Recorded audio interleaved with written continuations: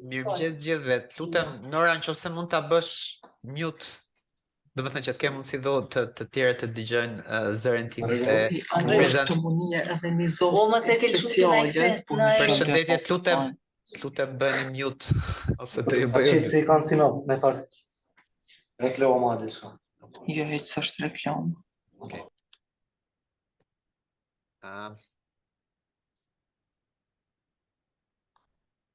Atëherë më dëgjoni të gjithë? Okej, derisa të tjerët I kemi mute, besoj që të gjithë më dëgjoni. Më bëhet qefi që jemi për këtë prezantim të sotëm për sa I përket analizimit të dhënave. Analizimi I dhënave në perspektivën time si gazetar është një mjet shumë I rëndësishëm për sa I përket gazetarisë të dhënave dhe gazetarisë investigative në tërësi. Kur ne përqendrohemi ke mjeti I ECR-it, do me thënë ky prezantim do përqendrohet ke mjeti I ECR-it ose mjeti I Engage Community Reporting, to formularet që ne përdorim për të mbledhur të dhënat nga një komunitet I caktuar, nëpërmjet pyetësorëve ose formularëve që ne I postojmë dhe I shpërndajmë në internet. Sigurisht gazetaria e dhënave shkon përtej asaj që ne do prezantojmë sot, përtej ECR-it, me kuptimin që ECR është një format I caktuar që na mundson që të krijojmë një databazë ose një bazë të dhënash me pyetje të caktuara në mënyrë të thjeshtë. Përgjithsisht ka 3 pjesë të caktuara për sa I përket një formati të tillë. Pjesa e parë ka të bëjë me dizenjimin ose draftimin e formatit të mbledhjes së të dhënave. Pjesa e dytë ka të bëjë me shpërndarjen e tij dhe gjenerimin e interesit nga persona që duhet ta plotësojnë këtë formular ose çdo lloj mjeti që ne kemi me të mbledhur me mbledhjen e dhënave. Në fundit edhe kur bëjmë intervista me njerëz, ne marrim informacion, marrim të dhëna që pastaj mund t'i klasifikojmë, mund t'jenë cilësore, mund t'jenë sasiore. E mira e formateve si ECR është që kombinojnë mundësinë për të marrë të dhëna edhe sasiore, edhe të dhëna cilësore, ose mundësi për indicie që ti zhvillojmë në dhëna sasiore në të ardhmen. Përgjithsisht një format, dhe sot do marrë një shembull duke qenë që e kam edhe më të freskët, po edhe që një format ose ECR nga organizata Faktoje, që ne kemi bashkë me ne sot zonja Nilda Hoxha. Ajo që doja t'ju tregoja si gjë të parë që është e rëndësishme, domethënë, është që çdo pjesë e mbledhjes të dhënave fillon sigurisht me dizenjimin e tyre dhe duhet kemi parasysh domethënë që edhe mbledhja e dhënave duhet të funksionojë në një mënyrë të tillë, duhet kemi një ide të mirë që si kemi formatuar pyetjet. Për shembull, nëse ne në këtë rast, në rastin ton, kemi të bëjmë një formular që ka të bëjë me sistemin arsimor bazë në Shqipëri dhe I kemi kërkuar le të themi personave të ndryshëm të ndajnë opinionet e tyre nëpërmjet pyetësorëve që organizata Faktoje ka krijuar. Ky formular është le të themi formatuar në formatin ECR dhe në formatin ECR pastaj është shpërndar nëpërmjet mjeteve të ndryshme të komunikimit, qoftë medjave sociale ose postës elektronike, për të arritur një komunitet sa më të madh të mundshëm ose le të themi një komunitet përfaqësues. Njerëzit kanë hyrë dhe kanë plotësuar këtë formular dhe ne pastaj marrim të dhëna në databazën tonë, në programin ose në aplikacionin ECR, që një pjesë e mirë për jush ka marrë trajnim që ta përdorin. Masi dhënat futen në aplikacionin ECR, njerëzit duke plotësuar formularin, ato në fund mund të jenë të shkarkueshme nga ne si gazetar për ti përdorur. Sa nga ju kanë eksperiencë le të themi me përdorimin e dhënave nga ECR dhe kush është një nga sfidat që ju keni pasur le të themi në analizimin kryesor të këtyre dhënave?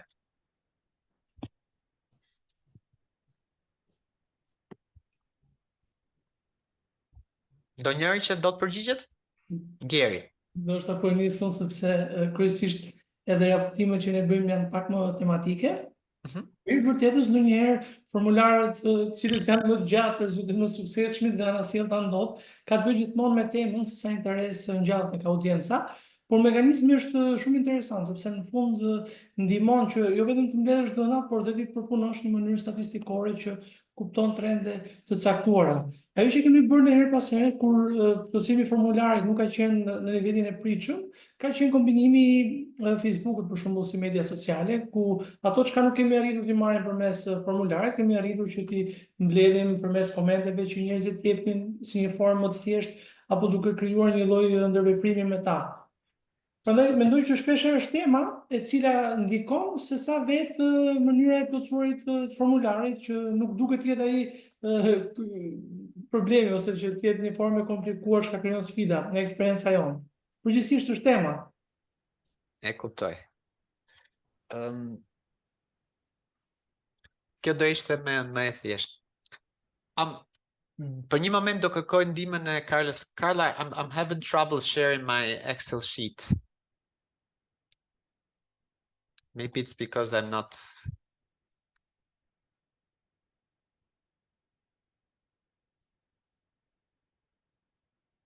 Okay, now I can. Now I can. Atëherë, po kaloj prapë në shqip, domethënë, siç e përmenda në fillim, ne duhet kemi parasysh kur punojmë në praktikisht në këtë format, domethënë, e rëndësishme është të kuptojmë që se si funksionon formulari që ne po përdorim. Nëse do kemi një dizenjim të mirë të dhënave dhe të dhënave që ne do mbledhim nëpërmjet ECR-s janë më të qarta për ne. Për shembull, një gjë që duhet keni parasysh është që në analizimin e dhënave dhe në strukturimin e tyre, përpara se të analizoni dhënat, gjithmonë ti bëni një refreskrim të formularit që ju keni përdorur. Pse është kjo e rëndësishme? Kjo është e rëndësishme sepse një pjesë e pyetjeve të mira që ju mund keni përdorur mund të jenë në kondicionale dhe duhen të filtrohen në mënyrë të caktuar nëpërmjet formularit ECR. Dhe kjo do ju japi ju mundësi që të shikoni pastaj se si duhet i filtroni këto pyetje dhe se si duhet ato të vendosen në pivot table ose në databaza për të pasur një të dhënë ose një le të themi mbledhje të sa më të saktë të tyre. Ky është formulari që ne kemi përdorur së bashku me Factorial për të mbledhur të dhëna mbi sistemin arsimor në Shqipëri. Unë do ndaj tashi me ju databazën që është përftuar nga plotësimi të dhënave në Excel. Arrini tashi në gjithë databazën? Po, mrekullueshëm. Nëse e shihni këtë databazën, është një databazë me 54 përgjigje që janë marrë. Zakonisht kjo është mënyra se si të dhënat shfaqen kur merren le të themi shkarkohen nga databaza e ECR-s dhe të përftohen në një format të përpunueshëm siç është Exceli. E mira e Excelit domethënë është jo vetëm që është formati përpunueshëm, po i jep të dhënat në mënyrë qelizore. Do të thënë që dyrat mund të analizohen dhe mund të përpunohen nga vetë gazetari ose nga vetë përpunuesi i dhënave. Gjëja e parë që bëhet kur punohet me një sasi dhënas në çdo lloj le të themi procesi i analizimit të dhënave në gazetari është të kemi një njohje të dhënave dhe hapi i parë që bëjmë me dhënat është që ti filtrojmë dhe ti përpunojmë ato që ato të jenë të lexueshme dhe të përpunueshme në një mënyrë të thjeshtë.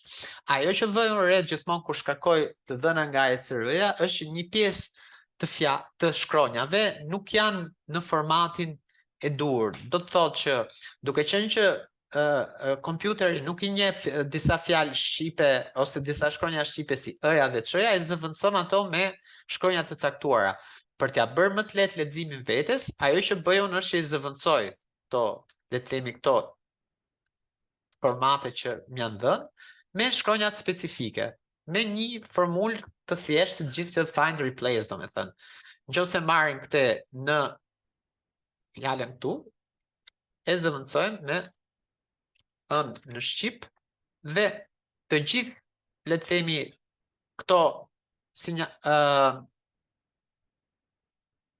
domethënë të gjitha mund të zëvendësohen në gjithë formularin që ne kemi, domethënë, nga ajo që na ishte dhënë përpara në ë.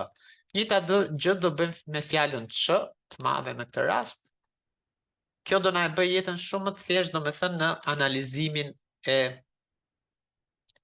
analizimin e të dhënave, sepse nuk do I kemi me këto shkronja që ne kemi vështirësi t'i kuptojmë, po do I kemi me shkronja standarde me cilën ne komunikojmë. Sekond.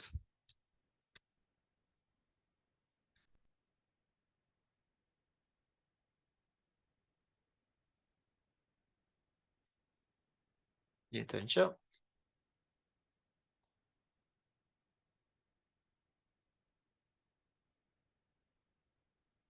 Këtu. Atëherë, në momentin që ne kemi këto dhënat të, le të themi, të zëvendësuara me fjalët, domethënë me fjalët e duara, atëherë mund të punojmë përsëri, domethënë në analizimin ose në filtrimin e tyre. Domethënë në databazën që e kemi në këtë format e kemi një qelizore, çdo gjë është hedhur në një qelizë. Dhe e rëndësishme është që këto të dhëna të jenë të analizueshme dhe të filtrueshme në tërësinë e tyre.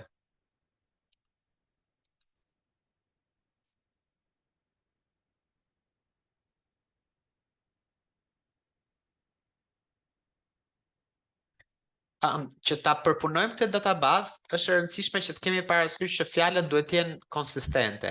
Dhe fjalët jenë të konsistente, do me thënë që për shembull nëse kemi përdorur në një qelizë fjalën Tiranë, por ose kemi kërkuar nga njerëzit që të thotsojnë vendodhjen e tyre, shpeshherë ajo që ndodh është që njerëzit mund ta vendosin me ë, mund ta vendosin me e dhe mund ta vendosin me një fjalë, le të themi, ose me një shkronjë mangut, kështu që është e rëndësishme që të unifikojmë ato pjesë të formularit që njerëzit I kanë plotësuar vetë, domethënë që të kemi një analizë sa më të saktë të dhënave dhe mos të na dalin duplikime.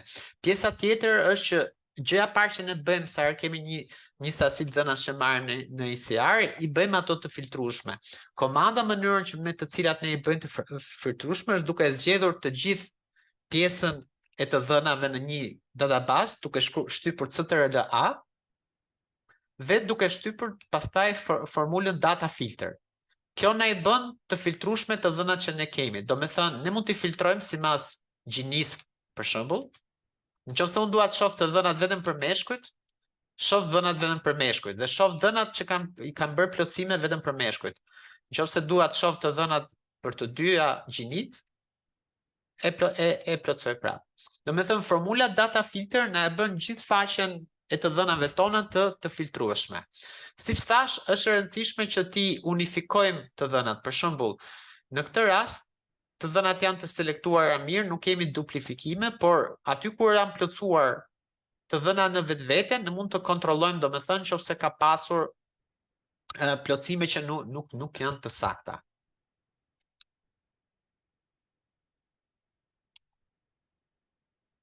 Përpara se të shkojmë në analizimin e dhënave në pivot tables, domethënë që është një format I caktuar që na mundson që t'i marrim këto dhëna dhe t'i kthejmë në dhëna statistikore të vlefshme.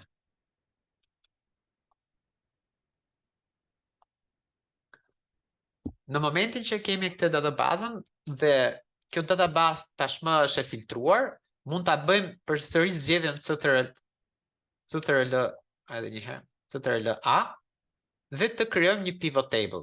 Një pivot table do krijohet në një faqe të dytë. Mund të bëhet edhe një brenda në existing worksheet, por e rëndësishme është që të krijojmë në një worksheet. Tash pivot tables na ndihmojnë që të analizojmë një databazë të caktuar.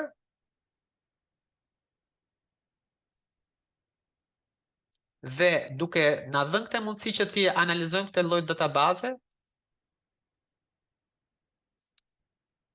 Ja, në këtë rast unë e përzgjodha gabimisht atë, kështu që do e fshi edhe një herë.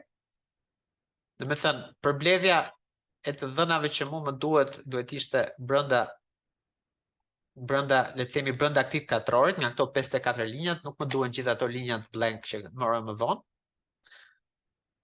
Kështu që bëjmë një krijim të një pivot table të ri. Do me thënë, kjo e para është databaza kryesore që ne kishim dhe mund t'i bëjmë një rename, do me thënë një riemrim me fjalën databaza. Dhe faqen e dytë e quajmë pivot, duke qenë që janë analiza që do bëjmë pivot tables. Pivot tables janë shumë të rëndësishme për sa i përket le të themi atyre analizimit të dhënave, sepse na japin mundësi që të marrim një databazë dhe të analizojmë të dhënat sipas strukturave të caktuara dhe ne të nxjerrim të përfitojmë le të themi informacion nga këto. Ajo që do bëjmë do krijoj edhe një faqe të tretë që quhet statistika.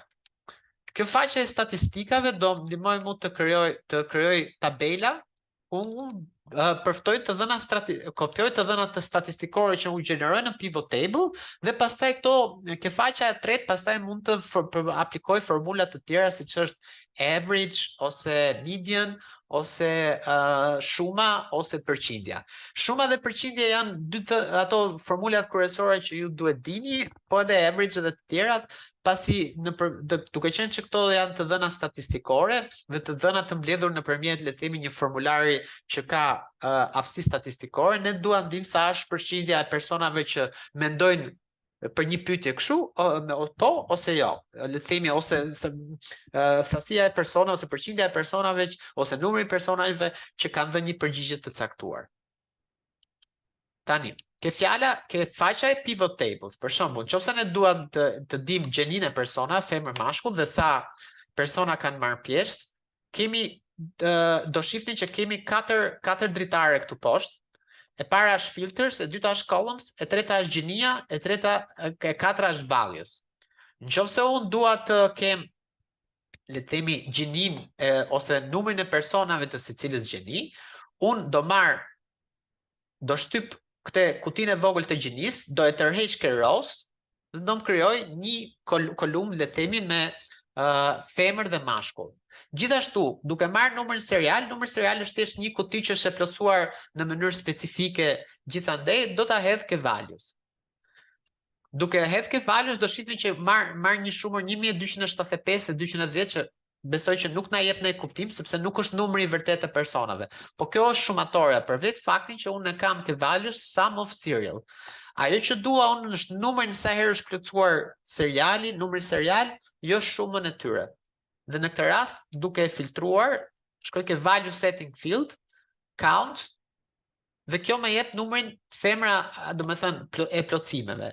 Do me thënë, nga gjithë formulari që unë kam përftuar, nëpërmjet në pivot tables unë arrit kuptoj që 43 nga këto persona kanë qenë femra dhe 11 persona kanë qenë mashkull.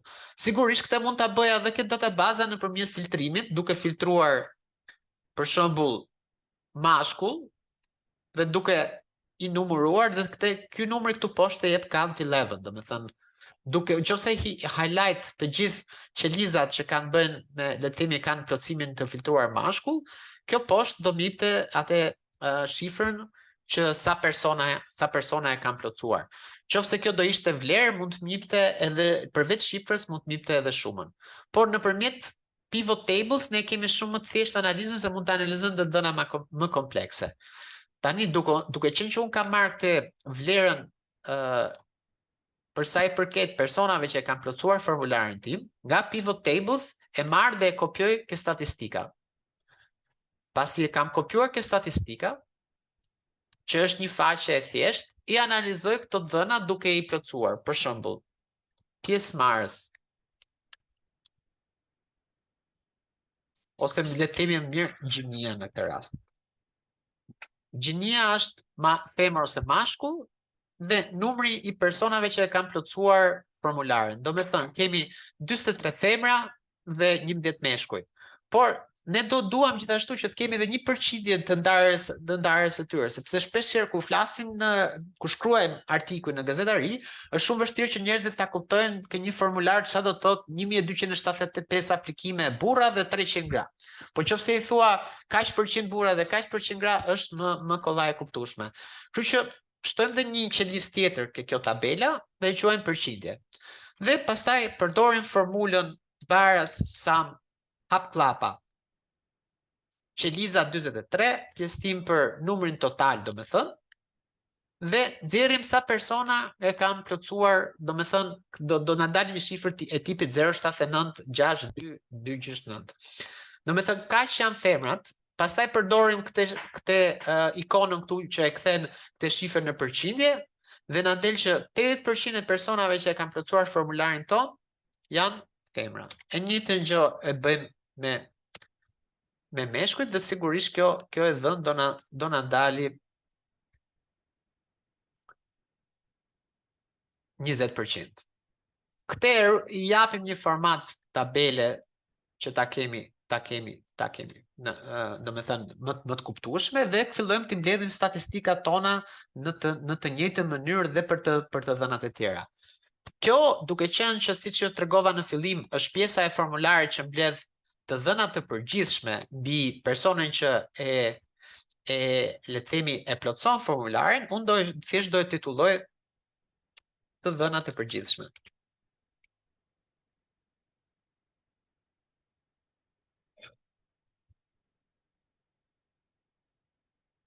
Sigurisht kjo do mundsoj që midis tabelave që do marr ose do organizoj në pjesën e statistikave, do kem një mundësi më të mirë që ti organizoj ato në një format të caktuar që në fund kur unë ti përdor të dhëna për të shkruar artikullin, do e kem më kollaj të lexueshme.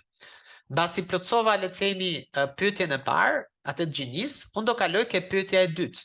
Pyetja e dytë është ajo e grup moshës. Do shihni që thjesht zëvendësoj, do me thënë, këtu kisha më përpar gjinin, e hej gjinin dhe zgjedh grup moshën.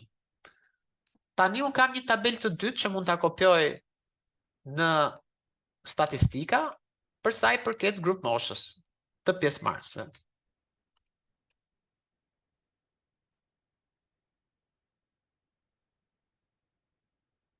Do me thënë, në fund të dhe bëjmë të njëjtën gjë që bëmë dhe përpara, për sa i përket përqindjeve. Do me thënë, ne duam numrin, duam të personave, duam dhe përqindjen. Mund të duam dhe një mesatare ose midjen të personave që janë pjesë le të themi të kësaj. Sigurisht mund ta përdorim dhe midjanin dhe ose mesataren si formulë.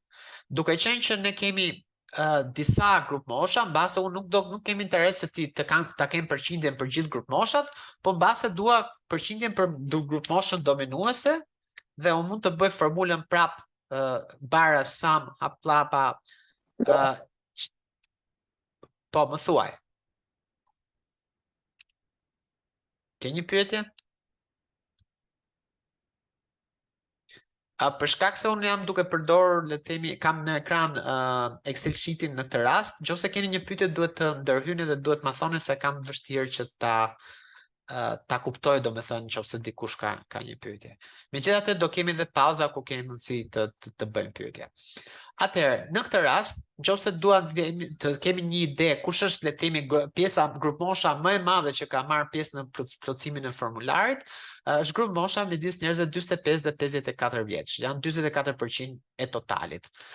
Mund të bëjmë të njëjtën gjë për grupmoshën e dytë. Dhe pjesa tjetër, do me thënë, më e madhe, kemi le të themi, është 44% dhe 28%. Mund të jetë shumë kollaj e reklamueshme, mbase nuk ka nevojë që ta plotësojmë formulën për të gjithë, le të themi, pjesëmarrësit në formular. Mund të bëjmë një llogari, nëse unë i highlight këto të dy qelizat, më jep në këtë shumatorën 72%.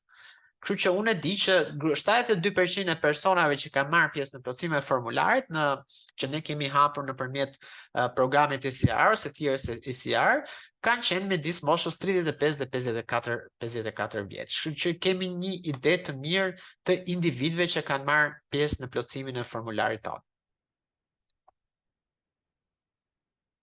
Njëjtën gjë pastaj kthehemi prapë ke databaza ose ke pivot tables për të kuptuar se në cilin qark të Shqipërisë jetojnë këto persona.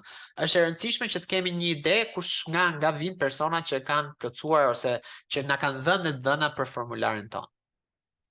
E kopjojmë atë tabelën që na gjeneron pivot tables, shkojmë prapë në statistika, bëjmë paste dhe kemi qarku e Shqipërisë edhe numrin. Sigurisht shtojmë dhe përqindjet. Do shohim që numri më të madh ka qarku Tiranë, pastaj vjen qarku Fier dhe qarku Berat. Për qarkun Tiranë bëjmë të njëjtën plotësim të formulës. 18 që është numri i personave që kanë plotësuar nga Tirana në krahasim me, le të themi, me totalin, dhe kuptojmë që 33% të personave që e kanë plotësuar vijnë nga qarku Tiranë. Do me thënë kemi një ide të sa persona kanë plotësuar formularin ton nga secili qark. E dhëna e tretë është një dhënë që ne kërkojmë të dimë nëse individi dhe të themi që e ka plotësuar formularin është mësues, nxënës apo prind. Duke qenë që ne do i bëjmë pyetje të ndryshme, dhe ECR-ja të jep mundësi që ti ndash pyetësorin në disa nën-pyetësor, le të themi, ne duam të kuptojmë nëse këto janë persona, mësues, nxënës apo prind që na kanë dhënë dhëna për sa i përket, le të themi, barbajtjen ose problematikat që ka sistemi arsimor në Shqipëri. E kopjojmë tabelën dhe pastaj jeni numrin. Sigurisht mund ta kemi nëpërmjet numrave që të themi që 36 mësues, që është një numër i rëndësishëm, 2 nxënës dhe 16 prindër kanë plotësuar formularin ton, po mund të kthejmë këto dhe si gjithmonë në statistika nëpërmjet një formule të thjeshtë statistikore. Në këtë rast e bëra një vend më lart, e kopjoj një vend më poshtë. Atëherë, do me thënë, nga formularin tonë e kam plotësuar deri tani 67% kanë qenë mësues, se 36 plotësues, pjesa tjetër ka qenë prindër ose nxënës. Mund të marrim dhe vlerën nëse na intereson vetëm për prindërit.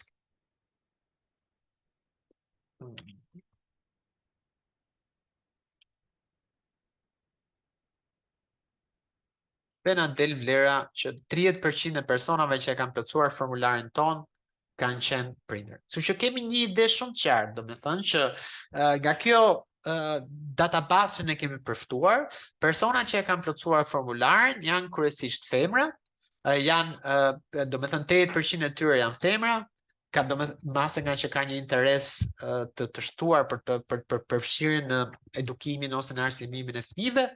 67% nga këto kanë qenë mësues, vetëm 30% ka qenë prindër, kështu që kemi një informacion relativisht të kualifikuar për sa i përket sistemit arsimor në Shqipëri, po këto të dhënat mund t'i ndajmë dhe veçmas për sa i përket mësuesve. Kryesisht këto kanë qenë në qytetin e Tiranës, sepse 33% e personave që vinë, që kanë plotësuar formularin nga Tirana, pastaj vinë nga Fieri dhe nga Berati.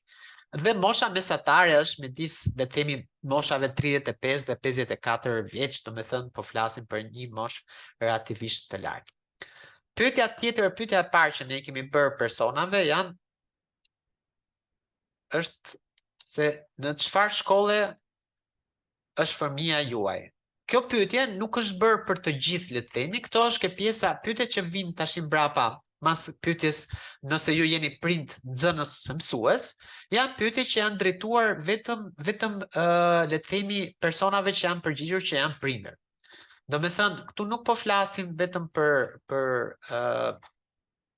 të gjithë kampionin që ne kemi, po flasim vetëm ato persona që, ose po na japin dhëna vetëm persona që kanë plotësuar, do me thënë që janë identifikuar si prindër në këtë rast. Që të kemi të dhëna të sakta për këtë rast, atëherë ne duhet ta marrim këtë pyetjen e mëparshme ju jeni, duke qenë që ne duam të filtrojmë vetëm pyetjet e personave që janë prindër, e vëmë ke filters, dhe këtu ke filtri, do na nxjerrin sipër në ekran le të themi një pjesë tjetër, një qelistë tjetër ku ne mund të filtrojmë të dhënat si mësues, nxënës ose prindër. Duke qenë që këto pyetjet janë vetëm për prindërit në database dhe në pivot tables ne do zgjedhim vetëm, le të themi në këtë rast, prindërit. Dhe të dhënat që ne kemi të mbledhura janë për prindrit. I marrim të dhënat dhe i kopjojmë dhe hapim një seksion tjetër në statistikat tona që kanë bëjnë për pyetje për prindër.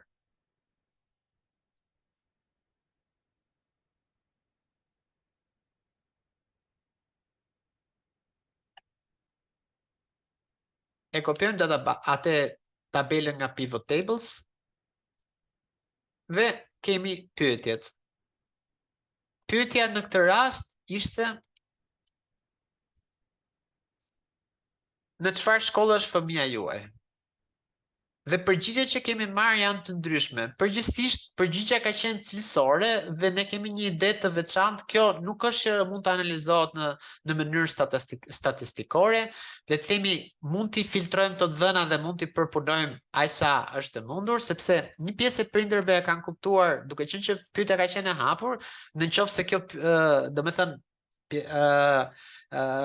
përgjigja ka qenë për moshën ose për atëmi për nivelin shkollor. Në disa raste na kanë thënë që është shkollë 9 vjeçare shtetërore, në 3 raste, më shumë se 3 raste, në 4 raste, pastaj në disa raste tjera thjesht na kanë dhënë emrin e shkollës ose llojin e shkollës që është shkollë private.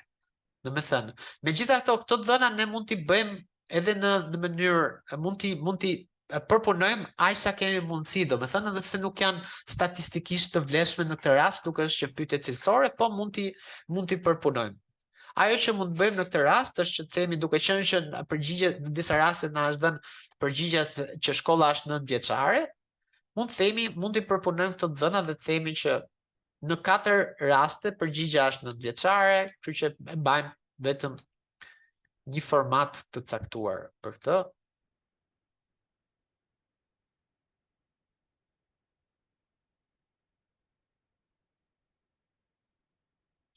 Dhe ndryshojmë të vlerën në 2/4.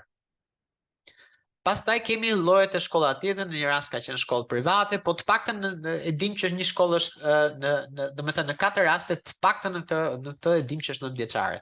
Pastaj kemi emrat e shkollave të ndryshme që kanë plotësuar. Në një rast ka qenë shkollë private, kjo mund të jetë pjesë e përshkrimit ton, mund të na vlejë apo jo, po kjo është problematika zakonisht që del me pyetjet cilësore që jo gjithmonë ato janë të vlefshme në mënyrë statistike. Gjithsesi kjo mund të jetë e vlefshme për ne në përshkrimin që bëjmë në artikullin ton, domethënë nëse kemi një rëndësi tjetër. Shkojmë ke pyetja tjetër. Pyetja tjetër, duke qenë që vazhdojmë të bëjmë pyetje për prindër, duhet këtë filtrin lart këtu prindër do ta lëmë dhe do vazhdojmë ke pyetja tjetër. Pyetja tjetër është në çfarë shkolle a zhvillon mësim me turne fëmia juaj? Dhe kemi përgjigjen në po dhe jo. E kopjojmë përgjigjen, e çojmë në anën statistik, le të themi në faqen e statistikave. Pyetja është a zhvillon fëmia juaj mësim me turne? Dhe numri i përgjigjeve dhe përqindja. Dhe bëjmë një vlerë statistikore bazuar në përgjigjet tona.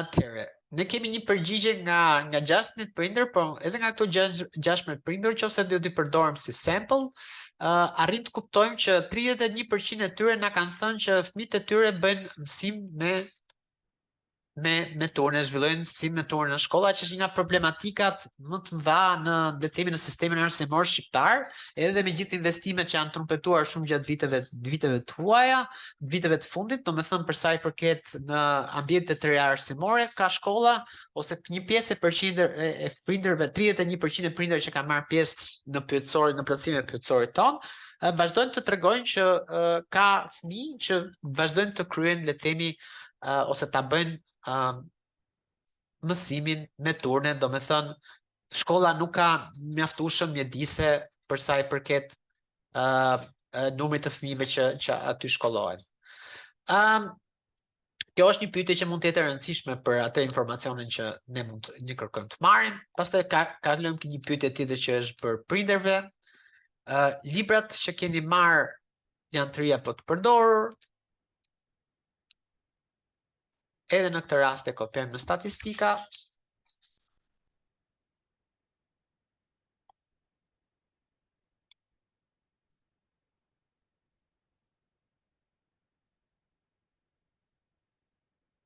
dhe analizojmë të dhënat dhe shohim që të themi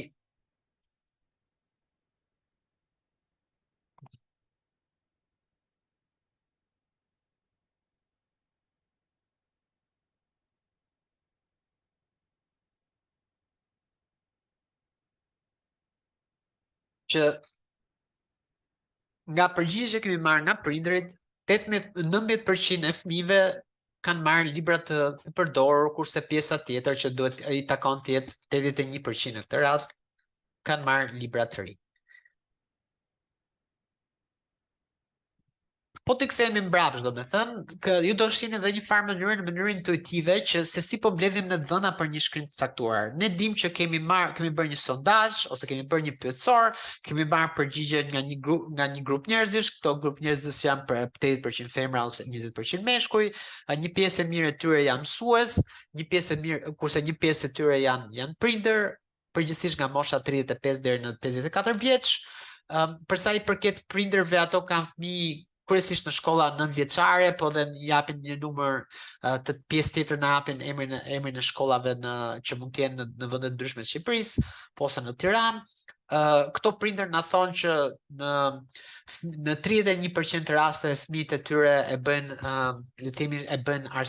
e përftojnë arsimin duke bërë shkollën me turne, që tregon që nuk ka hapësira të mjaftueshme, dhe për sa i përket librave që ato kanë marrë, do me thënë jo të gjithë kanë marrë libra të ri gjatë ditë fillim viti shkollor. Kalojmë ke pyetjet e tjera që i kemi drejtuar prindërve. Sa keni shpenzuar për blerjen e librave të ri? Do me thënë, kjo ka qenë pyetje me të dhëna le të themi të plotësuara, jo kemi marrë përgjigje në shumë pak raste, do me thënë kemi marrë përgjigje në 3 raste, kur 3 nga prindërit na kanë thënë që kanë harxuar njëri 5.000 lekë, tjetri 5.800 dhe në një rast tjetri 2.000 lekë. Kjo nuk është masë e vlerë statistikisht e vlefshme, kështu që nuk ka nevojë të analizojmë le të themi në statistika, për vetë faktin se në 13 raste shumica e prindërve nuk janë përgjigjur. Pastaj pyetur prindit sa kushtojnë blerjet e mjeteve shkollore, shkruar shumën në lek, dhe sigurisht këto janë të dhënat që kemi përftuar, e kopjojmë këtë tabelën ke statistika. Ndryshe nga tabelat që janë me po jo, ose të përdorur të ri që janë një përgjigje shumë e thjeshtë, në këtë rast shohim që prindit në disa raste i kanë dhënë shifrat në mënyra të ndryshme. Kështu që duhet dhe pak pastrim i tabelës përveç numrave.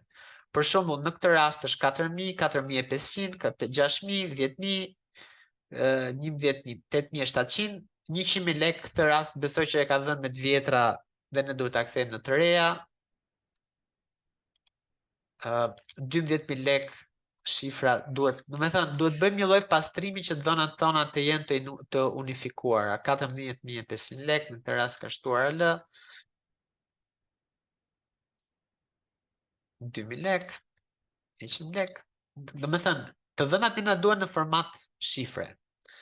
Sepse vetëm kështu pastaj mund të bëjmë një mesatare se sa kanë bërë.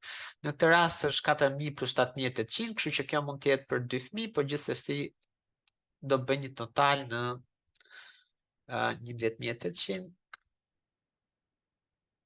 7.000 të reja, do me thënë një shifër që konvertohet në lek, 7.500.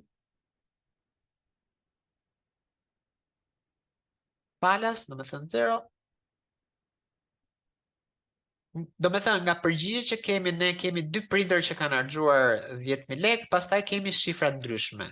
Ajo që na intereson në këtë rast nuk është të shohim sasinë e prindërve që kanë harxuar, le të themi, 10.000 lekë apo jo, por na intereson që të kemi një mesatare se sa harxojnë prindërit mesatarisht gjatë këtij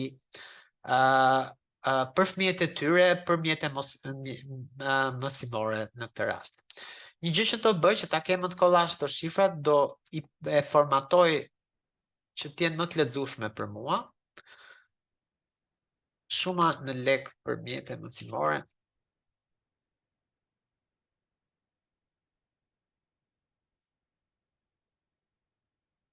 Tu e kemi numrin, ajo që thash në këtë rast është e rëndësishme për mua, nuk është tamam përqindja, siç kemi mbledhur në herë të tjera, po është ajo mesatarja e kësaj shifre. Kështu që do mundohem të kem mesataren e kësaj shifre.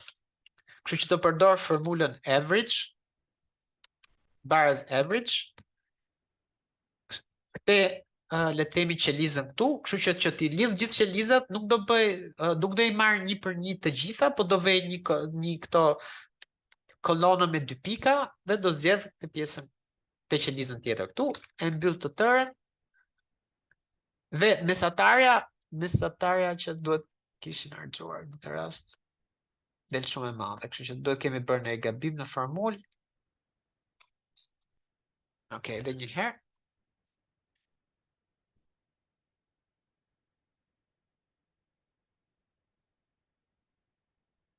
Okej, kemi një gabim në këtë rast që 8700 ka më shumë se një shifër, do me thënë që është 8700. Okej.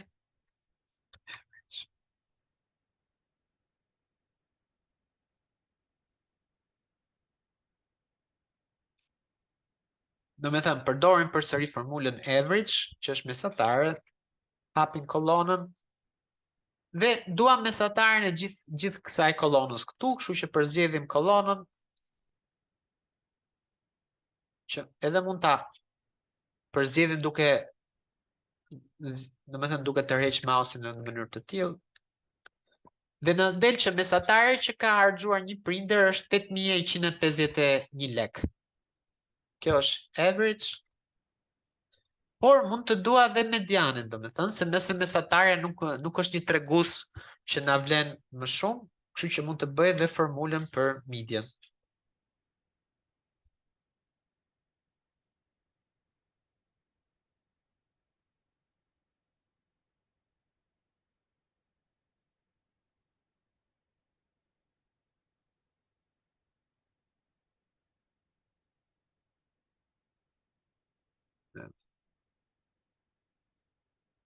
Dhe mediani është i përafërt, është përgjithsisht 8100 lek.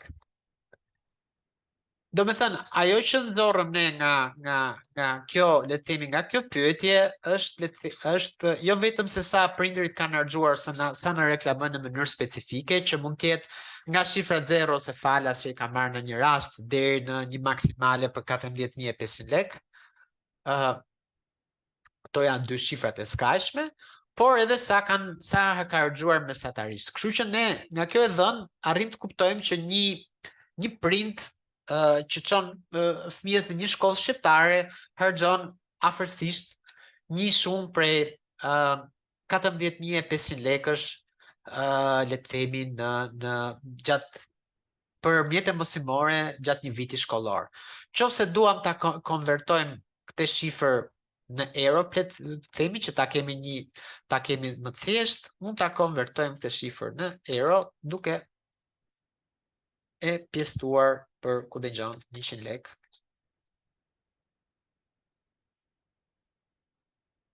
Dhe na del që mesatarisht një prind shqiptar harxon rreth 81 euro, 81.5 euro për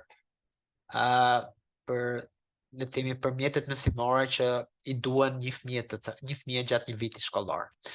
Vazhdojmë me pyetjet e tjera, është e rëndësishme që të vazhdojmë me pyetjet e tjera përpara. Si e vlerësoni cilësinë pyetja është si e vlerësoni cilësinë e mësimdhënies në shkolla?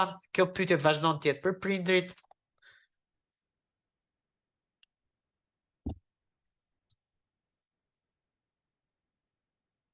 Cilësia e mësimdhënies. Dhe në këtë rast, shumica e prindërve që ne kemi në, le të themi, pjesë të grupit tonë që janë përgjigjur mbeten të ndarë, një pjesë e kanë cilësuar të mirë, një pjesë e kanë cilësuar mesatare. Do me thënë, ato që e kanë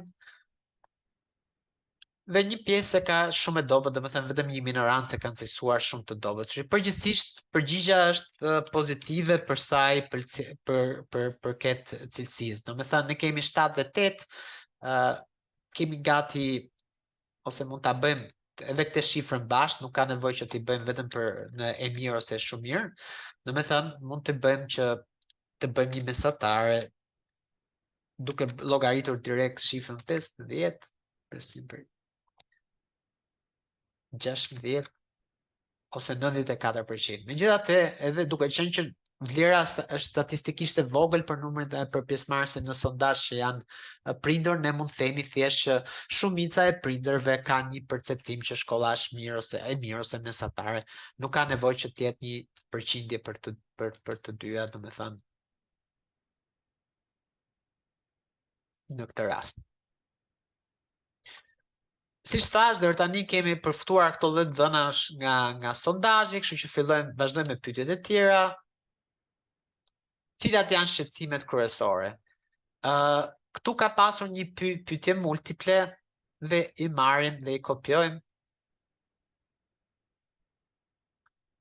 edhe këto pyetje në mënyrë të tillë. Këto janë përgjigje prapë që na janë dhënë nga prindër.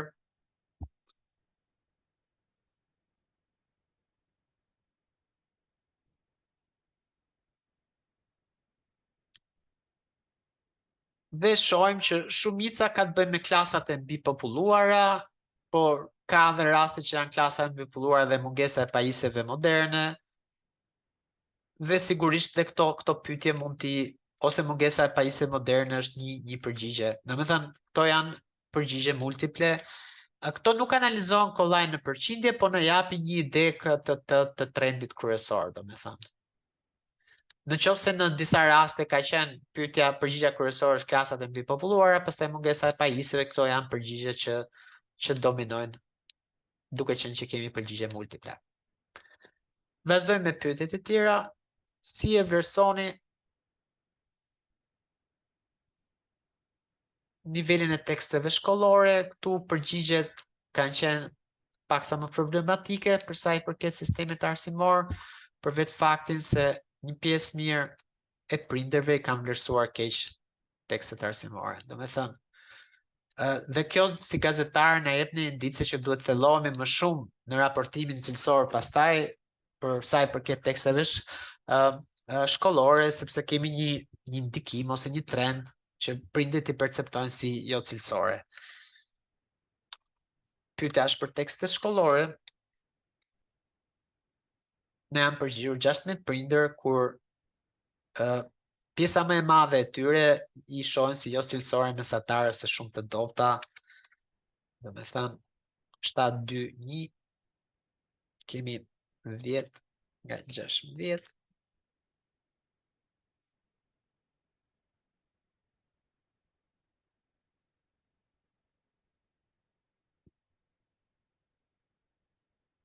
Kemi 63% të prindërve që tekstet shkollore i shohin sikur në një niveli jo cilësor, mesatar ose shumë të dobët.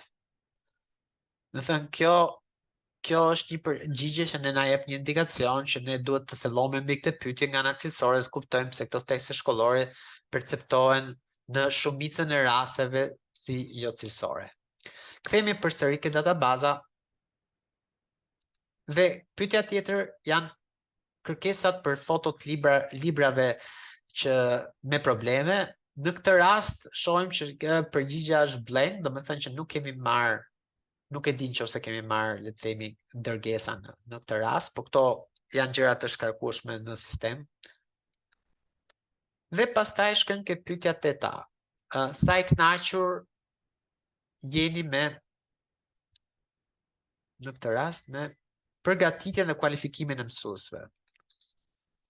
Njëjta gjë, siç kemi bërë me pyetjet e tjera, do i kopjojmë.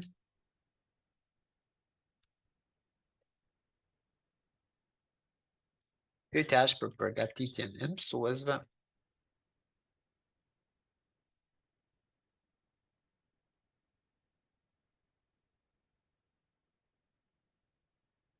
Përgjigjet që kemi marrë, i kënaqur, i pakënaqur, nuk e vlerësoj, domethënë, shumë i pakënaqur. Domethënë, shumë i pakënaqur në këtë rast do ishin 7 nga 16.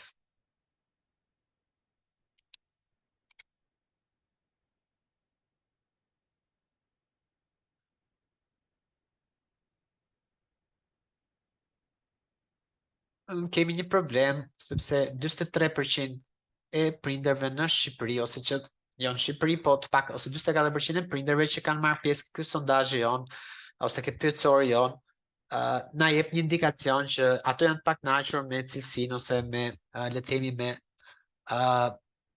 përgatitjen e mësuesve që japin mësim për fëmijët e tyre. Sigurisht kjo nuk është një dhënë statistikore e vlefshme totale, në sensin që duhet kishim një mënyrë shkencore për ndërtimin e pyetësorit dhe shpërndarjen e atyre që e plotësojnë për të marrë të dhënat, le të themi mbi të gjithë vlerësimet e gjithë mësuesve në Shqipëri, po kjo na jep një indikacion që ka një problematikë që ne duhet thellohemi, dhe e mira që ne kur bëjmë artikuj që kanë bëjnë gazetarit dhënash, të dhënat që marrim nga si indikacion nga pyetësorët, ne pastaj i plotësojmë me intervista, me ekspert, me të dhëna që mund të jenë nga vlerësime të ndryshme. Për shembull, nëse ka një vlerësim të Ministrisë së Arsimit që na tregon të njëjtën gjë, ose që mase tregon dhe të kundërtën, por kjo mund të ngrej pikpyetje edhe pse një pjesë e prindërve janë të pakënaqur, dhe pyetja që ne ose për cilësinë është që pastaj duhet t'ia drejtojmë prindërve ose të Ministrisë së Arsimit, që nëse me të vërtet ju i vlerësoni si cilësor nivelin e mësimdhënies ose përgatitjen e mësuesve, pse një pjesë e prindërve mbeten të pakënaqur me këtë cilësi në Shqipëri. Vazhdojmë me pyetjen tjetër. Pyetja tjetër ka: çfarë masash do të sugjeroni? Në këtë rast, duke qenë që kjo është pyetje e hapur dhe masat që na sugjerojnë janë le të themi në formë narrative, ajo që unë do bëja është që nuk është që do i hedh kjo e faqja e statistikave, por do krijoj një faqe të re për këtë pyetje dhe nuk do përdor, le të themi, pivot tables për ta kopjuar, por do përdor databazën që kemi, sepse, edhe këtë do ta shpjegoj pak më thjesht, në disa raste unë dua të kuptoj dhe kush mund të jetë personi që dhe përgjigjen që ka dhënë bashkë me përgjigjen narrative që ka dhënë, mund të jetë një nga personat që na ka dhënë edhe le të themi na ka dhënë kontaktet për ta kontaktuar. Atëherë, nëse ki kthem databazës, i përfshi të gjithë mashkull dhe femra, kemi ke përgjigjet e dhënë nga prindër, dhe ke përgjigjet e dhënë nga prindër, ne duam të kuptojmë pyetjen që ka të bëjë me sa i kënaqur me pyetjen çfarë masash do të sugjeronin për sistemet arsimor bazë. Duke qenë që këto janë pyetje, le të themi, narrative të plotësuara, i kopjoj këto qelizën që na kanë dhënë këto përgjigjet, po marr edhe qelizat e tjera, tre qelizat e tjera që lidhen me kontakte që mund të kellojnë persona të ndryshëm. I kopjoj të gjitha këto qeliza, shkoj ke faqja e re që kam krijuar dhe mund të jap një titull sugjerime nga prindër, dhe e kopjoj gjithë këtë faqen, e zhvilloj, dhe këtu kam gjithë sugjerimet që kam marrë. Po përveç sugjerimeve që kam marrë, tani mund të atribuoj dhe disa sugjerimet disa personave që kanë zgjedhur le të themi të kontaktohen në këtë rast nga gazetarët. Për shembull, kemi zonjën Erisa Proko, që është një prind dhe ka zgjedhur të çojë sugjerimin për sa i përket unifikimit të teksteve shkollore, rikthimin e regjistra fizik, pasi sistemi simplifikuar nuk reflekton në kohë reale dhe të saktë notat, rezultatet e fëmijës. Po ajo ka dhënë dhe mundësinë që ne mund ta kontaktojmë, dhe nëse nuk kemi të qartë për sugjerimin e saj, i bëjmë pyetje, bëjmë një intervistë. Ekli Peza është gjithashtu një person që ka dhënë një seri komentesh, përfshirë të shtohet në 5% prodhimi i brendshëm brushët dhe investimi në arsim, të depolitizohet totalisht arsimin në Shqipëri, do me thënë mos ketë politizim në përzgjedhjen e drejtuesve të arsimit ose diçka që ai mund ta japim më qartë në intervistë. Njëjtën gjë kontrole në shkollat private, të dëgjon ankesat e prindërve, është një përgjigje që e kemi marrë nga dikush që ka zgjedhur të jetë anonim, po ka lënë gjithsesi një numër telefoni për tu kontaktuar. Gjithashtu ne kemi dhe nga personat e tjerë që kanë zgjedhur të mos të kontaktohen, sigurisht edhe këtë mund ta bëjmë të filtrueshme për kollajt, dhe për shembull nëse personat që s'kan zgjedhur të kontaktohen shohin vetëm përgjigjet dhe sugjerimet e tyre dhe kemi në mënyrë narrative dhe mund ta përdorim këtë për si dhënë për bazë për shkrimin tonë. Kjo është databaza për sa i përket pjesës le të themi të prindërve. Njëjtën gjë, siç thash, këto janë 3 pyetjet e fundit që a dëshironi të kontaktoheni. Këtu nuk kemi pse t'i analizojmë në pivot tables. Pyetja 9, 10 dhe këto 3 pyetjet e tjera ne i mundsuam t'i analizonim në le të themi në formatin që ka të bëjë me në mënyrë narrative duke i kopjuar nga databaza. Kështu që kemi deri tani të përftuar, kemi databazën kryesore, që është baza e dhënave tona, kemi faqen tonë të statistikave, ku ne analizojmë dhënat dhe arrim të kuptojmë, le të themi, ato marrëdhëniet në përqindje ose në marrëdhëniet statistikore mbi pyetjet që kanë dhënë prindrit, duke i grupuar pyetjet e tyre nga numri i prindërve që na janë përgjigjur, ose gjithashtu duke përftuar dhe dhëna mbi totalin e personave që na janë përgjigjur. Por ne kemi bërë dhe pyetje për sa i përket jo vetëm prindërve, por kemi bërë pyetje edhe për nxënësit edhe për mësuesit. Duke qenë që për nxënësit pyetjet ishin, domethënë përgjigjet që kemi marrë janë të pakta, ato mund t'i shohim në mënyrë të drejtë për drejtë në databazë, nuk ka nevojë që t'i kopjojmë, domethënë, sepse kemi pasur vetëm 2 raste që na janë përgjigjur nxënës, dhe njëri është student një gjimnazi, tjetri është e njëjti problem, dhe përgjigjet si kanë dhënë ato që librat i kanë të ri, sa kanë harxuar, si e vlerësojnë, domethënë mund t'i shohim në mënyrë specifike këto raste. Gjëja tjetër është që mund të bëjmë është të analizojmë përgjigjet që kanë dhënë mësuesit që ishin dhe një pjesë e madhe e personave që kanë dhënë përgjigje. Le të themi, nga gjithë personat që kanë marrë pjesë në plotësorin tonë, një individ që kanë marrë pjesë në plotësorin tonë, ne shohim që 80% janë femra, por 36%, domethënë 67% ose 36 persona janë mësues. Kjo do jetë një pikpamje le të themi pikpamja e tyre është dominuese në këtë rast, dhe përgjigjet nga mësues krijojmë, le të themi, një seksion tjetër në faqen tonë të statistikave, dhe shkojmë ke pivot tables dhe kthehemi në pivot tables përsëri. Ke pivot tables që thamë, ke mundësia e filtrimit, ne filtrojmë personat që janë jo të gjithë, po filtrojmë gjithë janë 54, ne na duhen vetëm mësuesit në këtë rast. 36. Dhe kalojmë ke pjesa e pyetjeve që janë për mësuesit. Dhe pyetja parë që kemi drejtuar për mësuesit është sa vite keni në mësimdhënie. E kopjojmë përgjigjen nga pivot tables, e kopjojmë në statistika dhe kemi përgjigjen dytë, vitet në mësimdhënie.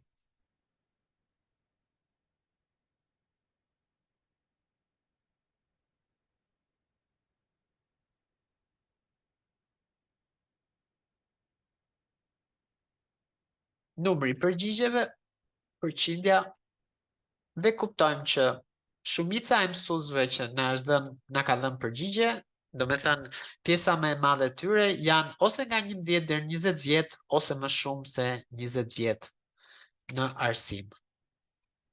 Pra sa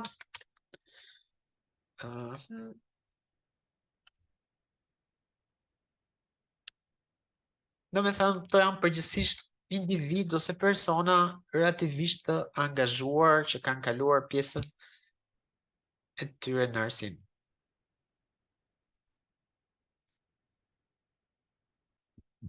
Kjo shifra këtu mund të bëhet edhe sa më të poshtë.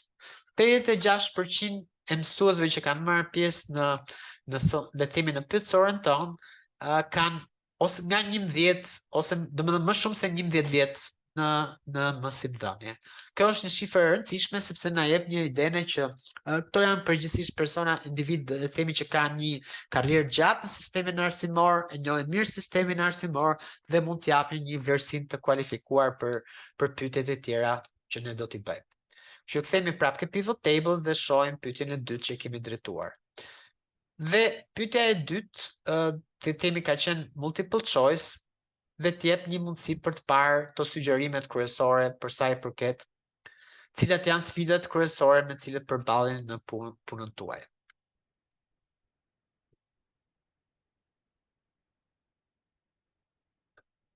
Dhe pastaj nëse e kopjojmë, do shohim që përgjigjet janë të shumëllojshme, nga mungesa e kushteve,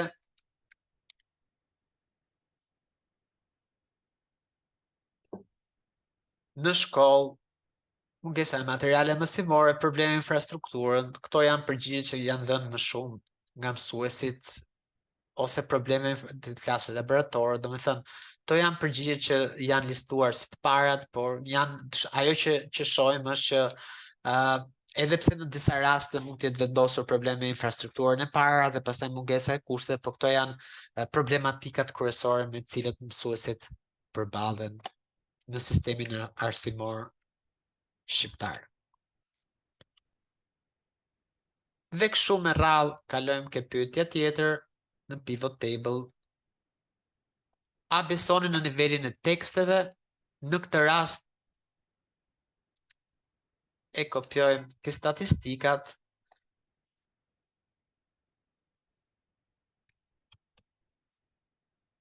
I teksteve. Numri. Përqindja. Dhe shohim që dhe kjo është përgjigje shumë e rëndësishme, besoj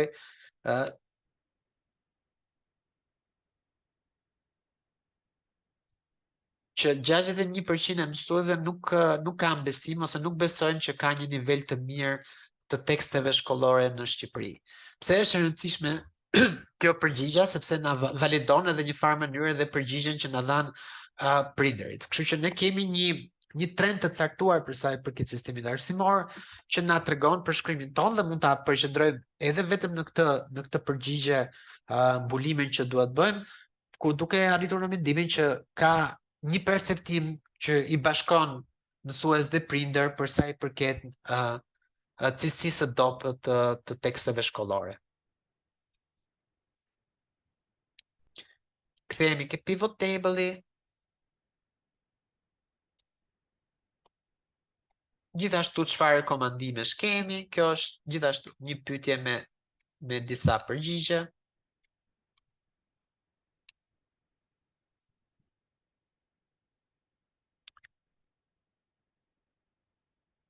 Edhe përgjigje statistikore të mësuesve në këtë rast janë të shumta, po përmirësimi i infrastrukturës është një përgjigje që e hasim shumë shpesh, të paktën në 22 le të themi nga 36 mësues që janë përgjigje. Rritja e mbështetjes për mësuesit është një përgjigje tjetër.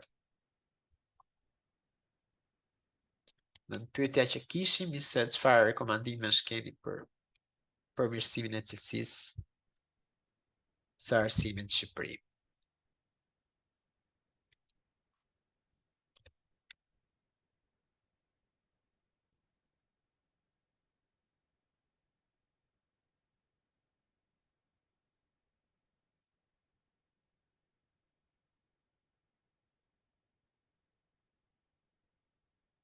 Rritja e mbështetjes për mësuesit, nëse do forcimi bashkëpunim me prindër dhe mësues, nëse do I kthejmë në mënyrë statistikore këto, do kishim në këtë rast me mësues që kanë sugjeruar si përgjigje të parë përmirësimin e infrastrukturës dhe pastaj rritjen e mbështetjes në mësuesve, të paktën 24 raste nga 36, kështu që përqindja do ishte Barsam 24 testim për 36. paktën 66% të mësuesve mendoj që përmirësimi i infrastrukturës është dhe pastaj rritja e mbështetjes për mësuesit është e rëndësishme, pastaj pjesa tjetër investojnë rritjen e mbështetjes për mësuesit dhe përgjigjet të tjera në vazhdim. Domethënë këtu kjo të krijon një ide të prioriteteve që mund të kenë mësuesit ose vlerësimit tyre për sa i përket përmirësimit të sistemit arsimor. Kalojmë ke pyetja tjetër. Në këtë rast është a keni ndonjë gjë tjetër që dëshironi të shtoni, domethënë kjo është një pyetje e hapur, duke qenë që është pyetje e hapur, unë do sugjeroja që mënyra më e mirë është që të kuptojmë dhe kush nga mësuesit mund të kenë kontaktet, këtë pyetje ta filtrojmë nëpërmjet databazës kryesore.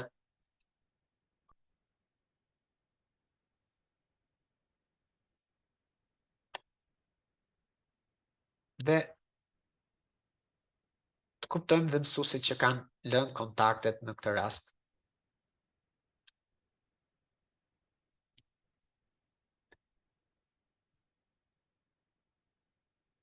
Hapim një faqe tjetër dhe titullojmë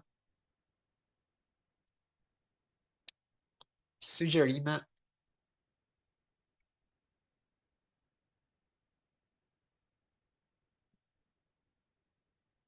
nga mësues. E kopjojmë edhe një herë nga databaza, disa qelizat, siç e shihni, dhe përgjigjet e tyre. Dhe tash kemi gjithë këto përgjigje, sugjerimet nga mësues dhe mund të filtrojmë pastaj këto që të kuptojmë kush janë nga këto gjithë këto sugjerimet që kemi marrë nga mësues ndryshëm, ato mësues që kanë dhënë në këtë rast edhe kontaktet e tyre për të kontaktuar. Për shembull, në këtë rast zgjedhim ato që duhet të kontaktohen dhe kemi Alma Krekas, Besnik Bashalliu dhe Merita Drifti që kanë dhënë sugjerime për sa i përket cilësisë arsimit ose përmirësimit të cilësisë arsimit dhe na kanë dhënë dhe kontaktet e tyre për të marrë në telefon që mund të intervistohen nga gazetari. Me thënë, çfarë bëm nëse rikthehemi në hapat që ndoqën? E para ishte databaza jonë dhe korrektimi, le të themi, atyre shkronjave që kompjuteri nuk i kupton mirë nga gjuha shqime, duke zëvendësuar ë dhe ç-t. Pastaj korrektimi i fjalëve që mund të ketë në databazë, kur për shembull nëse do ishte Tirana do ishte plotësuar ose qarku në mënyra të ndryshme. Filtrimi i databazës, databaza si thash me formatin filter, të dhënat qelizore filtrohen, dhe pastaj krijimi i pivot tables, duke pas të selektuar me le të themi të gjithë tabelën, ne krijojmë me formatin pivot një worksheet të re, një pivot të ri, që e cilësojmë pivot, dhe këtu mund të bëjmë analizimin e pyetjeve të ndryshme në mënyrë statistikore, siç e përmendëm. Ke pivoti kemi, siç e thash, kemi 3-4 kolumna, rows, values, filters, që na jep mundësinë të analizojmë, le të themi, në formate të ndryshme. Të dhënat që përftojmë nga tabelat e pivot, ne i hedhim në një faqe tjetër që quhet statistika. Kjo faqe e statistikave ndahet në statistika të përgjithshme, që janë pyetjet e përgjithshme që kemi ndërtuar ke formulari jon, pastaj pyetjet që janë drejtuar prindërve, duke qenë që kishim pak përgjigje nga nxënës, vendosim që t'i lexojmë direkt ato nga databaza, duke mos humbur kohë që t'i transferojmë nga pivot tables në le të themi në statistika, sepse kishim vetëm kur ke përgjigje vetëm nga 2 nxënës, ajo nuk është statistikisht e vlefshme që thuash kaq % ose aq %. Dhe pjesa tjetër me pyetjet që kemi marrë nga mësuesit. Për pyetjet që ishin pyetje të hapura dhe cilësore, kur njerëzit na kanë dhënë përgjigje cilësore, ne krijuam 2 faqe të reja me sugjerime nga prindërt dhe sugjerime nga mësues, ku mund të lexojmë këto dhëna në bazë të, le të themi, të personave që e kanë çuar, ose na kanë dhënë kontaktet në këtë rast, dhe pastaj edhe ato që kanë vendosur të jenë anonim mund të përdorin këto dhëna në le të themi në artikullin tonë. Kjo është mënyra bazë e analizimit të dhënave nëpërmjet atyre pivot tables. Sigurisht që kjo mund të bëhet për çdo lloj databaze, nuk bëhet vetëm me databazën e ECR-s. Është e rëndësishme që të kuptojmë që databaza e ECR-s është një databazë e strukturuar dhe të dhënat që janë përbledhur aty janë të dhëna të vlefshme. Do me thënë, këto të dhëna janë bërë ose janë gjeneruar në një mënyrë të tillë që mund të analizohen në të dhëna statistikore. Siç thash, disa nga këto dhëna statistikore mund të kthehen në marrëdhënie në përqindje. Këto marrëdhënie në përqindje në këtë rast ishin marrëdhënie në përqindje për sa i përket pjesëmarrësve që ishin prindër, që ishte një cilësimi të dhënave, një pjesë tjetër për pjesëmarrësit që ishin nxënës dhe një pjesë tjetër për pjesëmarrësit që ishin mësues. Nga formulare që ne prezantuam, ne arritëm të kuptonim që kemi një problematik në Shqipëri për sa i përket cilësisë së arsimit, që kryesisht lidhet me cilësinë e dobët të teksteve shkollore, dhe kjo është diçka që bashkohen edhe prindrit edhe mësuesit me shumë eksperiencë, le të themi që kanë një periudhë të gjatë në arsim. Kjo është një metodë thjesht, le të themi, për t'i analizuar dhënat që përftohen nga ECR-ja ose le të themi nga formulare, por kjo është një metodë që mund të përdoret, siç thash, për çdo databazë të vlefshme. Mjafton që të kalojmë ato hapat kryesore që përmendëm, të filtrojmë të dhënat që ne kemi marrë, të filtrojmë të dhënat t'i bëjmë të analizueshme, le të themi, dhe pastaj t'i analizojmë me pivot tables.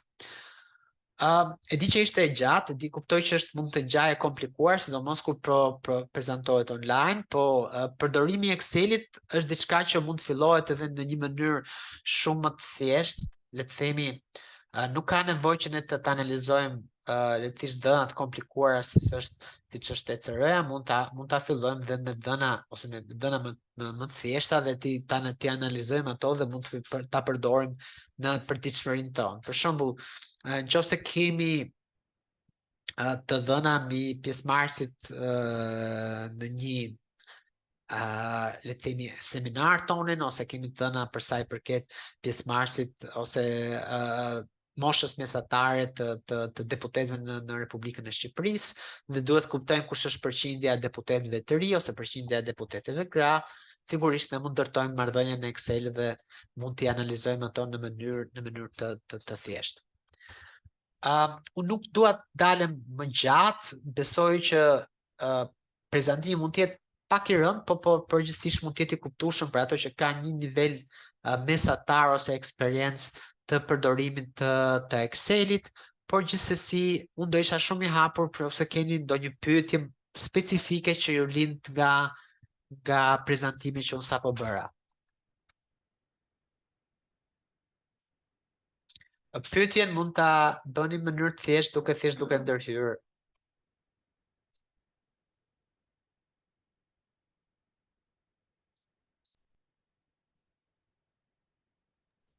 Ose do përzgjedhun dikë që të bëjë një pyetje. Erisa? Në fakt për mua ishte shumë e qartë gjithë prezantimi dhe faleminderit se ndonjëherë mbetëm vetëm tek të dhënat që përftojmë tek versioni i ECR-s, pra pa i kaluar tek Exceli, kështu që ishte shumë ndihmuese nga ana juaj për ta bijuar më tej me artikull që do zhvillojmë për të dhëna le të themi më specifike. Nuk kam një pyetje konkrete se për mua ishte goxha e qartë. Faleminderit për komentin. Dgjoj, e di pse është e rëndësishme që ti kalojmë të dhënat për te edhe prezantimin, sepse ECR-ja të jep mundësi të ti analizosh të dhënat në vetë në sistem. E rëndësishme për ne është përgjithsisht që jo vetëm mund t'i shkarkojnë këto dhe t'i modulojmë në mënyrë të ndryshme në Excel, po edhe mund të bëjmë prezantime le të themi ose mund t'i bëjmë grafik të ndryshëm që shkojmë për te Excelit. Për shembull, nëse duam t'i shkarkojmë të dhënat dhe i transferojmë në data wrapper, mund të bëjmë prezantime të tjera që nuk varen vetëm nga le të themi nga ato mundësi sedimituar që mund të ketë ECR-ja për sa i përket vizualizimeve. Për shembull, unë mund t'ju jap një shembull shumë të thjeshtë se si këto mund të transferohen pastaj në data wrapper, por do kemi me sa di një prezantim vetëm shumë specifik vetëm për vizualizimin në këtë rast. Don't you put it either? I heard a link. I heard you saying data wrapper, so I sent a link in the chat. Yeah, I figured you speak good Albanian. But I have a maybe question. Like Yes. I've seen you representing an example, and I was wondering if this story was published, if you can show us how the story looked like in the end. Actually, this is an upcoming story. It's not. It hasn't been published yet. Okay. So, but I can show you an example like from others that we have published. So let me see if I can find easily. Like,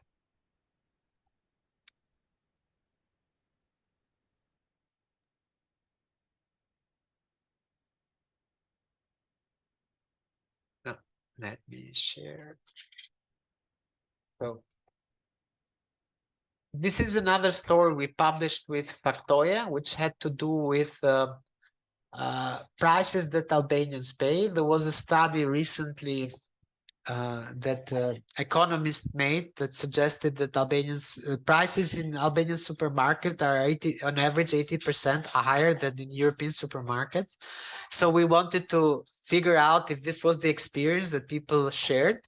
So, and the story reads, poor Albanians pay dearly for the oligopoles in the market. Basically, it's pointing the finger to the food industry and the people who control the market, these big oligarchs who have supermarkets. And basically, we try to gather out the people's experiences, not only apart from the study that this economist made, which was also interviewed in the story to give the why this happens, but also to figure out people's direct experiences in terms of like finding out how the prices are in Albania. So, and you see that you have like the visualizations of the data here. Okay, so this is not working perfectly for the moment, but for the share. So you have also the visualization of the data about the reason that people gave why the prices are so high. So one of the answers was that they see that this is abusive, meaning that like this is not because of market forces, but this is because the market forces are being distorted. And the other answers in the tables that were all the data that were basically collected. I mean, this is like one of the examples how we used ECR, and I think I saw a lot of interest in this story, but also saw a lot of conversation and republications online. The same thing that like our other partners at Citizens have done. Monitor, I think, is doing currently a survey. I can show it in their website regarding migration. And I heard that they have a lot of responses. I think like only in the first week they had more than 600 responses. So then this relates to another question I had. Do you have any tip? Like if you receive 600,000 responses, where do you start? Like, so what's your tip? the system, the method is the same. Basically, more responses you have, the more data it's easier to analyze. So this is if you have, like, for example, if you have 50 responses, the same if you have 500, if you have 5,000. If you have 50,000, it will be the same. With pivot tables, as long as let's say the data is filtered right and it's cleared right and is organized right, doesn't matter how many responses you get, because you get the percentages out of the data. Basically, you get the relationships because, so for example, if you asked 10 people, what do you think about, let's say, the quality food in a certain restaurant, and 5 of them say it's excellent, 5 of them it's terrible, doesn't matter if 10 answered or 10,000, you still get 50%. Half of them think is bad, half of them think is good. So this is the power that, like, whenever we crowdsource information, and then we can go deeper. We can go those who think is good. Why do they think is good? So we analyze only and filter those who is good. So basically, that's why we organized the data. Even in this story that we presented, basically, we wanted to find out about the education system in Albania and how people perceived what are the main problems. But the community that we envisioned wasn't just a community of parents or a community of school children. We envisioned a community that involved also teachers. So we had questions for teachers, for like students if they wanted to answer, but if also questions for parents. And we figured out that the answers for parents and teachers would be different. So we had a set of questions for parents and a set of questions for teachers. We can analyze them both together, but statistically it will be more valuable for us if we see them differently. So that's why we divided the CR, and we did the data analysis in different sections. And when we go on the statistic page, we do the analysis for the parents and the teachers and on a separate way. So we get an idea what certain percentage of teachers think is this, who are these teachers, what kind of experience do they have, and what are their main concerns or main suggestions about the educational system in Albania. What we found from this survey, which was based on data on Factoid, the interesting thing is that one of the main concerns from both parties, apart from the infrastructure, was the poor quality of textbooks. This was what unites them both. The poor quality of textbooks, we have a majority of teachers and majority of experienced teachers, the majority of parents signal it as a problem. So this could be the basis of our story.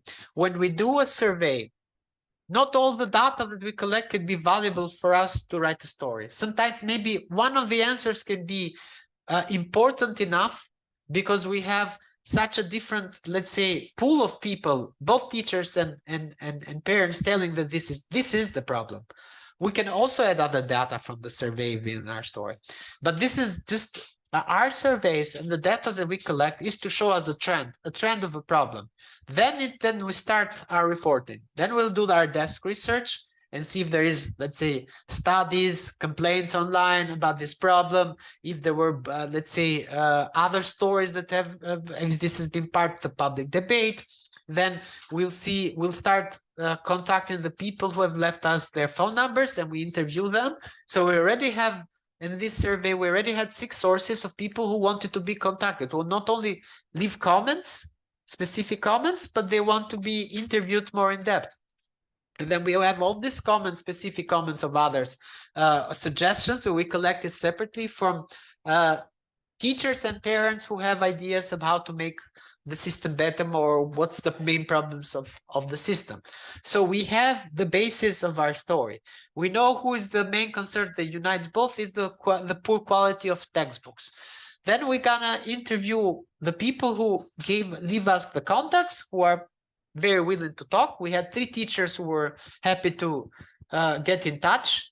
And we also had 3 other parents who want to be interviewed, who can tell us a little bit more about the struggles that their children have, so we can have color to our story. We can have their direct experience. Once we have both these teachers and parents, so we have these 2 communities represented, we can then move on to expand their story and interview experts. So we want to find that the data, the qualitative data, so this is not a scientific survey. It's something that shows out the trend as a journalist. It's the best we can do, as much as we can do to get data from a community. This is much better than me standing at the corner and trying to interview teachers and parents and finding out, because they can be a specific corner, a specific school. But we found out that this is not a specific corner, a specific school, because we know from the data that we collected that there were many different schools. And okay, half of them were in Tirana, but others were from Berat, other one from Fier. So all the 12 regions of the country, we collected data was represented. Impossible for me to travel all the country for a single story. So we gathered the data from all these regions of the country, and we have a trend that this is a national problem in terms of the quality of the textbooks. We interviewed 3 teachers, we interviewed 3 parents that wanted to get in touch with us, but we also have comments from others who wanted to remain anonymous. It's a great basis. Now we have to interview experts. We have to do people who are in the know-how. We have to look at studies that maybe reflect this thing. And when we pull this data all together, the qualitative data, the interviews, and the independent reporting we do on this data, we come up with a very quality story that would be impossible to do without the ECR.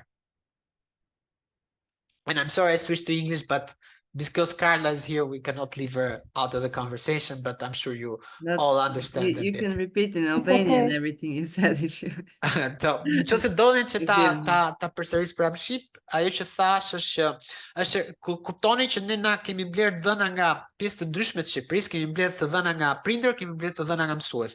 Do ishte pamundur për mua që son Doria ketë një cep shkolle dhe ti drejtoja mikrofonin kaq një numër mësuesve që ti mbledha nga gjithë Shqipëria, se nuk mund të udhtoj në gjithë Shqipërinë si gazetar. Kështu që në këtë rast kemi dhëna nga rajonet të ndryshme të Shqipërisë, nga le të themi nga pjesë të ndryshme të komunitetit që ne mbledhim dhëna, qoftë prindër, qoftë mësues, që na tregojnë që problemi kryesor në këtë rast është cilësia e teksteve. Dhe cilësia e teksteve mund ta thelloj raportimin tim me dhënave duke u bazuar nga kontaktet që na kanë lënë në ECR, domethënë na kanë dhënë kontaktet, numrat telefonit dhe emailet 3 mësues dhe 3 prindër, ke prindrit mund të marrë eksperiencat personale, gjithashtu dhe ke mësuesit eksperienca personale të tyre për sa i përket të cilësisë së teksteve, dhe pse ato besojnë që janë problematike, që ato mund t'i specifikojnë dhe mund të na japin më shumë informacion. Gjithashtu këto dhëna ne mund t'i shkojmë dhe mund t'i plotësojmë me ekspert që ne mund të intervistojmë se ekspert të arsimit, gjithashtu mund shkojmë të intervistojmë edhe ekspert që kanë që kanë bërë studime ose që mund të na japin të dhëna tjera, ose mund të përdorim të dhëna nga background, tipit të raportime tjera që janë bërë për sa i përket cilësisë së teksteve, nëse kjo është për shembull një problematikë që është raportuar jo vetëm këtë vit, por është raportuar 5 vitet e fundit. Nëse kjo është raportuar 5 vitet e fundit, mund të shkojmë Ministrisë së Arsimit që ti themi, dëgjoj, ne kemi folur me shumë mësues dhe prindër, na kanë thënë që kjo është një shqetësim i madh që e kanë, ky nuk është një shqetësim i ri, është 5 vjet që raportohet kjo problematik, ekspertët e vënë fajin ke ju se thonë është Ministria e Arsimit që duhet është fajtore, le të themi, ose nuk është fajtore për cilësinë e këtyre teksteve që është e keqe, si do zgjidhet ky problem që ka 5 vite që vazhdon. Kemi edhe këtë rast Ministrinë e Arsimit, gjithë të dhënat i vëjmë bashkë, kemi eksperiencat e prindërve që na tregojnë, mund të përdorin anekdota nga këto që mund të na tregojnë se si ta fillojmë për shumë artikullin, nëse një prindër kthehet nga puna dhe hap tekstin dhe shokohet për çfarë mund të shkruar në një tekst të fëmijës së tyre. Pastaj kemi eksperiencat e tyre mësuesve që na tregojnë, domethënë mësues që kanë mbi 20 vjet në arsim ose shumë vite në arsim që na tregojnë që dëgjoj se tekstet nuk kanë qenë gjithmonë kështu, ose këto tekste na japin këtë vështirësi për sa i përket lehtësimi mësimdhënies. Mundësia që na jep përdorimi i ECR-s për le të themi të dhënat që ne mund të mbledhim është e jashtëzakonshme për mënyrën që, domethënë për aftësinë ose si gazetar për të raportuar. So Carla, I did it in Albanian too. Thank you so much. Any other questions?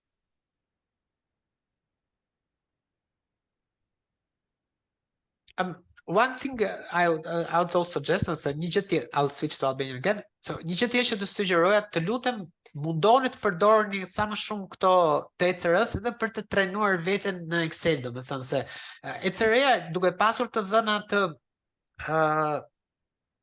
të strukturuara, ju ndihmon që të kemi një database të gatshme.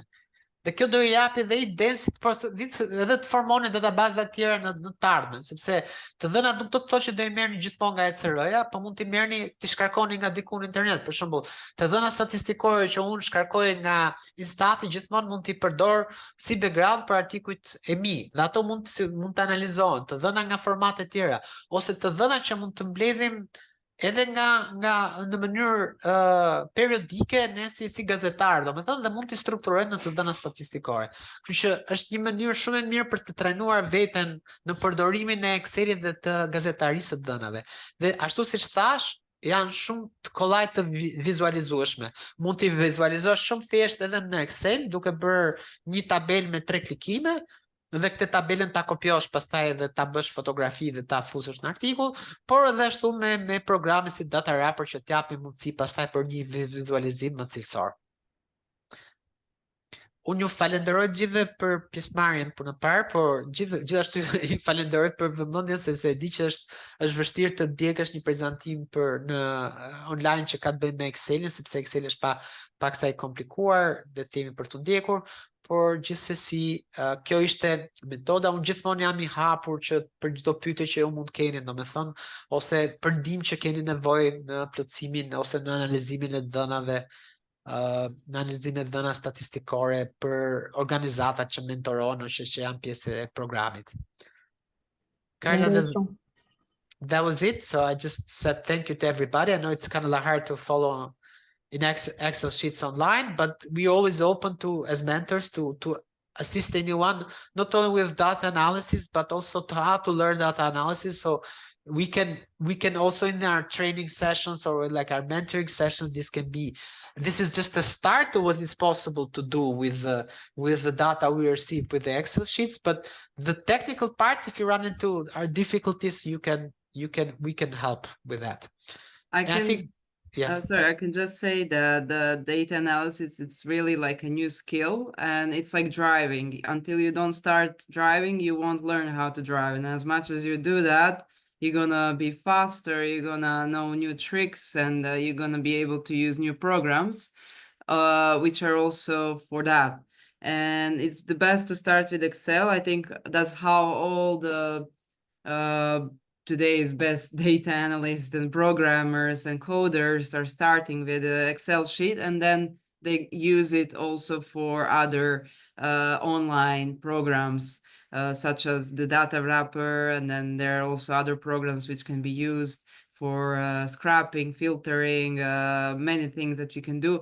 But the best is to try a few tricks in Excel. You can start by filtering and then slowly learn all the others. I'm gonna give you the recording, and I'm also gonna send you again the recording from our international trainer, Jonathan Stoneman, again, so you can also compare. He was also using Data Wrapper, so you can also see his lecture as well. I would just suggest to use the Excel and the tricks that maybe Besser now showed. Just try to do it on your own, and then you can always ask us if you need any help. I will just send an evaluation survey, and you can please complete it. And Besser, sorry, my last thing, just quick last thing. The only, if you only left with one thing out of this training, I would suggest that to think about like the organization of your data, meaning like the main database, the statistics page that you have, and the pivot table. So pivot tables, when you do the crux, your analysis, then all the data that you get from the pivot table, you move it to a statistics page because it's easier to organize. And then you organize there in the statistics page based on different subsections of your questions. Meaning if your community, you provided different questions for different parts of your community, you went deeper, for example, in specific, you organize them like that because they'll make it much easier for you to actually write your story. Thank you. Is there any possibility to have the training event in person? Ilda Hoja. I already said yes, because we for all that are all the mentors I think in the network do have this. At least one of the mentors has the skill, so you could request that like in one of the next meetings that we have, we could actually do this in person. Cool. Are there any more questions? How do you say Albanian? Pedjija? Or am I saying it correct? Pyetje, and there was an answer. Përgjigje's answer. Okay. Trying to learn.